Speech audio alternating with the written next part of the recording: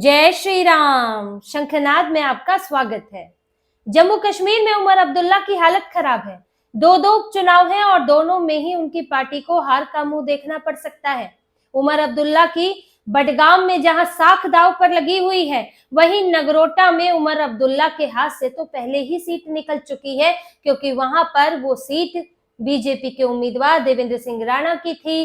फिर उनका निधन हुआ और अब उन्हीं के परिवार से टिकट दिया गया है। उमर अब्दुल्ला भी जोर लगा रहे हैं, लेकिन उन्हें पता है कि यहाँ पर चांस बनने वाला नहीं है, इसीलिए कुछ चेतावनियां, धमकियां टाइप भी अपने भाषणों में लोगों को दे रहे हैं परोक्ष रूप से। नगरोटा में एक रैली के दौरान उमर अब्दुल्ला ने क्या कहा, इस पर भी बात करेंगे। लेकिन इससे पहले बडगाम में बीजेपी ने जो बम फोड़ दिया है, जो बड़ा खुलासा किया है, जिस पर उमर अब्दुल्ला कुरान की कसम खाते फिर रहे हैं, इस पर जरा बात कर लेते हैं। बीजेपी के विपक्ष के नेता सुनील शर्मा, उन्होंने बडगाम में एक रैली के दौरान बताया कि उमर अब्दुल्ला जो अभी बड़ी बड़ी बातें कर रहे हैं कि मैं पूर्ण राज्य के दर्जे के लिए इस्तीफा दे दूंगा, कुछ भी कर दूंगा, पूर्ण राज्य का दर्जा तो दिलवा ही दूंगा, बीजेपी के ऊपर आरोप लगा रहे हैं। वही उमर अब्दुल्ला 2024 में बीजेपी से गठबंधन के लिए तैयार थे कि पूर्ण राज्य का दर्जा दे दे, मैं आपके साथ गठबंधन करूंगा, आपकी सरकार बनवा दूंगा, या आप मेरे साथ सरकार में आ जाए। उमर अब्दुल्ला इसके लिए तैयार थे। उन्हें ये नहीं लगा था कि पूरा इतना बड़ा ध्रुवीकरण होगा और उन्हें एक तरफा वोट पड़ जाएगा। उन्हें ये लगा था कि कश्मीर में वोट बटेंगे, इस बार जीतना बड़ा मुश्किल है, जम्मू के वोट एकजुट होंगे, बीजेपी बड़ी पार्टी बनेगी, तो वो बीजेपी को सपोर्ट करने के लिए तैयार है और वो बीजेपी पूर्ण राज्य का दर्जा दे दे, जिसका क्रेडिट उमर अब्दुल्ला को मिल जाए। तो ये पूरी इनकी प्लानिंग थी और इन्होंने बीजेपी को ऑफर किया था। और ये बात सुनील शर्मा ने बताई थी। चुनाव से पहले उमर अब्दुल्ला ने अपने लिए जमीन तलाशनी शुरू कर दी थी कि सत्ता भी मिल जाए, क्रेडिट भी मिल जाए। और वही उमर अब्दुल्ला आज बीजेपी को आरोप लगाते हैं, एलजी पर सवाल खड़े करते हैं, पूर्ण राज्य के दर्जे को एक बहाना बनाकर जम्मू कश्मीर में वोट पाने की कोशिश भी कर रहे हैं।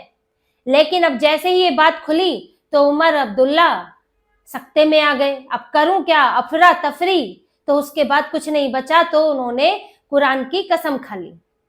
उनको एक किसी ट्विटर हैंडल ने, कश्मीर से जुड़े हुए किसी ट्विटर हैंडल ने चैलेंज किया कि आप कसम खाइए, और अगर आपने ऐसा नहीं किया तो उन्होंने फट से कसम खा ली कि मैं कुरान की कसम खाता हूं, मैंने बीजेपी से गठबंधन की बात नहीं की थी।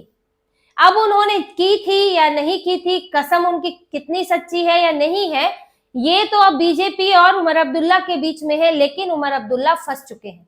उमर अब्दुल्ला कई तरह से घिरे हुए हैं और बडगाम में जो उनकी साख दांव पर लगी है, उसके लिए मुश्किल और बढ़ गई है, क्योंकि बडगाम सीट उन्हीं की है, उन्होंने छोड़ी है। बडगाम और गांधरबल से चुनाव लड़ा था, गांधरबल पुश्तैनी सीट है, तो गांधरबल में तो बने रहे, लेकिन बडगाम छोड़ दिया। अब बडगाम में जीतना उनके लिए इसलिए भी जरूरी हो जाता है क्योंकि इस वक्त वो बहुत अलोकप्रिय नेता बन चुके हैं, ऐसी छवि बनी है। पीडीपी का कहना है, दूसरे दलों का कहना है, बीजेपी का कहना है कि उमर अब्दुल्ला अपनी जिम्मेदारियां ठीक से नहीं निभा रहे हैं। पीडीपी अलग आरोप लगाती है कि पूर्ण राज्य का दर्जा नहीं दिलवा पा रहे हैं, सेंटर के साथ अपने संबंध अच्छे करने के लिए कैसे भी कुर्सी बचाना चाहते हैं। भाजपा का यह कहना है कि पूर्ण राज्य के दर्जे की आड़ में ये काम नहीं कर रहे हैं और सिर्फ पूर्ण राज्य को बहाना बनाकर सारी चीजें, सारी नाकामियां जो है छुपाना चाहते हैं। तो उमर अब्दुल्ला हर तरह से घिरे हुए हैं। पार्टी के अंदर भी अपना विरोध चल रहा है, इसीलिए उनके लिए ये बडगाम की सीट बड़ी चुनौती बन गई है और उनको लग रहा है कि अगर ये नहीं जीता तो इन सब की बातें बिल्कुल सही साबित हो जाएंगी और मेरी छवि पर दाग लगेगा, इसीलिए किसी तरह जीतनी है। पर अब समस्या ये आ जाती है बडगाम की सीट पर, क्योंकि ये चुनाव नहीं है, ये उपचुनाव है। चुनाव में तो ध्रुवीकरण हुआ।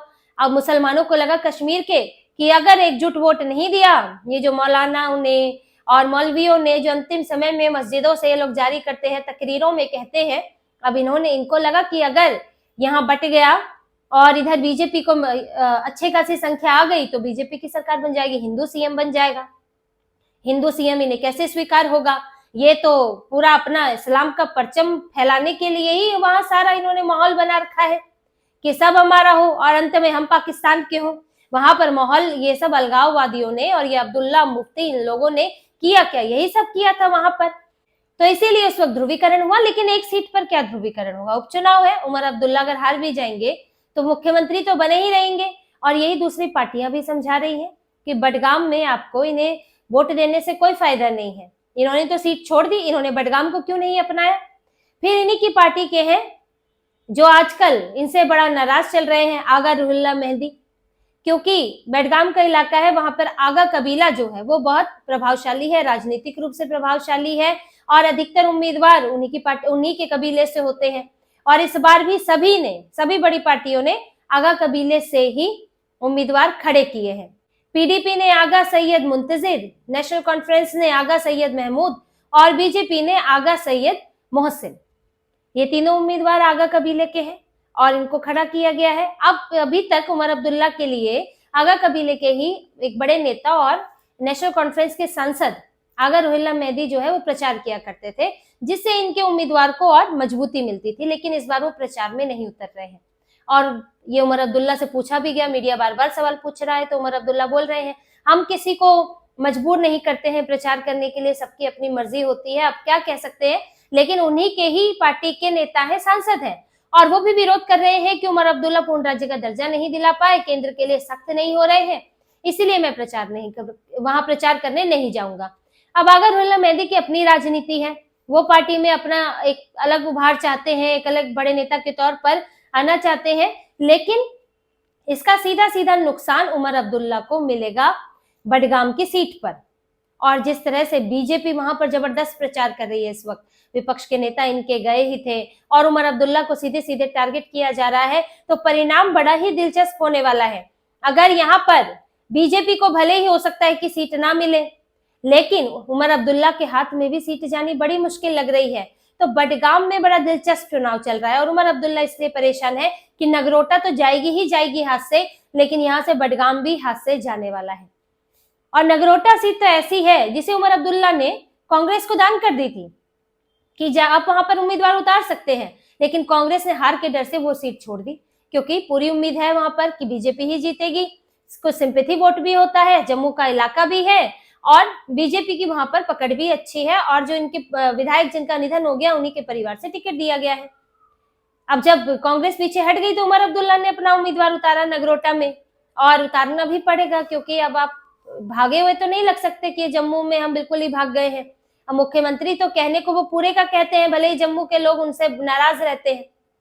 अब नगरोटा में ये कुछ दिनों पहले गए थे भाषण देने, अब वहां पर इनका माइक बीच में बंद हो गया। अब उससे आग बबूला हो गए कि तैयारियां ठीक नहीं है और माइक बंद हो गया, और माइक चालू भी हुआ तो भी बिना माइक के ही बोलते रहे गुस्से में।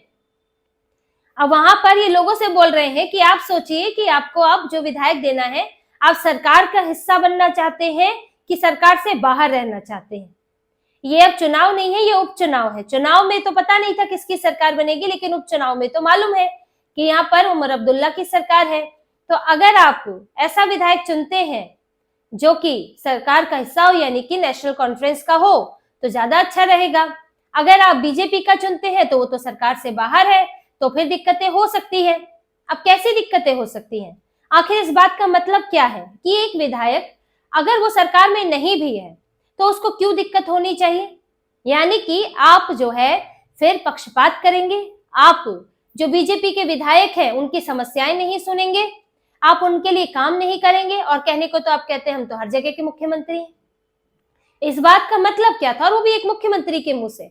एक अगर उनकी विधायक कहती तो एक अलग बात होती, लेकिन अगर मुख्यमंत्री सीधे सीधे कह रहा है तो यानी कि वो एक तरह की धमकी है कि अगर आपने हमारी पार्टी से नहीं चुना तो आपको सरकारी मदद नहीं मिलेगी, यहाँ सरकारी काम नहीं होंगे जो कि सरकार करा सकती है, जिसके लिए मुख्यमंत्री मंजूरी दे सकते हैं।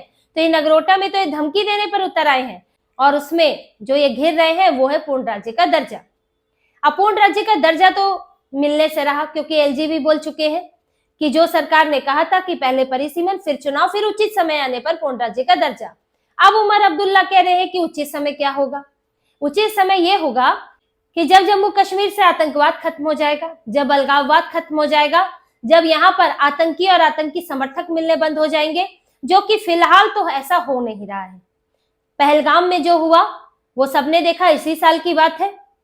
अभी हाल ही में 2 शिक्षक पकड़े गए हैं जो कि आतंकवादियों का समर्थन करते थे, उन्हें निलंबित किया गया, जिसका उमर अब्दुल्ला विरोध कर रहे हैं। ये तो चाहते हैं अलगाववादी और आतंकी समर्थक जो सिस्टम में बने रहे। पूरे साल भर में करीब 80 से ज्यादा लोग इसी आरोप में निलंबित किए जा चुके हैं। अभी हाल ही में जम्मू कश्मीर के एक डॉक्टर के पास यहाँ फरीदाबाद में आरडीएक्स बरामद हुआ है। डॉक्टर आदिल अहमद जो कि वहीं का रहने वाला है और अनंतनाग से लेकर कई जगह अस्पतालों में काम कर चुका है। जम्मू कश्मीर पुलिस को खबर मिली तो यहाँ फरीदाबाद में छापेमारी हुई और उसके लॉकर से AK-47 मिली है। अब ये डॉक्टर है, ये आतंकवादी है या डॉक्टर प्लस आतंकवादी है, ये स्थितियां चल रही है। जम्मू कश्मीर में कश्मीर के इलाके में अभी दर्जनों छापे पड़े हैं। 9 लोगों को हिरासत में लिया गया है क्योंकि ऑनलाइन तरीके से युवाओं को बरगला रहे थे, आतंकवाद का प्रसार कर रहे थे। इसके अलावा आतंकवादियों को पकड़ने के लिए अभी कई जगह 200 जगह छापे हुए हैं, जिसमें उनके समर्थकों पर उनसे इस वक्त वो सुरक्षित ठिकाना भी ढूंढ रहे हैं, ठंड बढ़ रही है, तो इस सब को लेकर भी छापेमारी हुई है। तो जब ये चीजें चल रही हैं, अभी तक हालात पूरी तरह से सही नहीं है कि वहां पर पूरी तरह आतंकवाद या आतंकी समर्थक जो है वो खत्म हो गए हो, रुक गए हो। तो जब तक ये नहीं होगा तब तक मिलेगा नहीं, क्योंकि कैसे मिलेगा, कैसे आप पर भरोसा करें?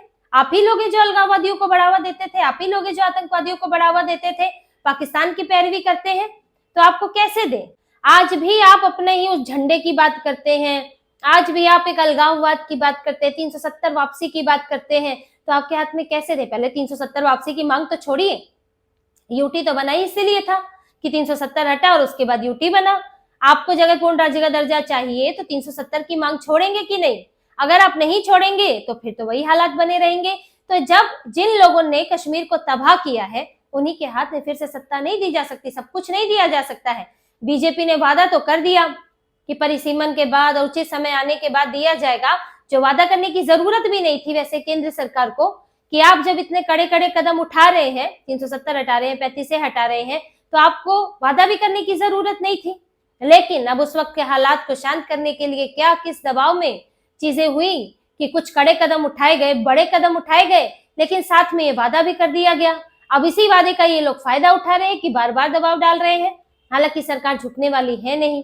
अब ये तो दिल्ली में अरविंद केजरीवाल भी दबाव डाला करते थे, इससे पहले शीला दीक्षित भी बोला करती थी, तो मिला तो नहीं अभी तक।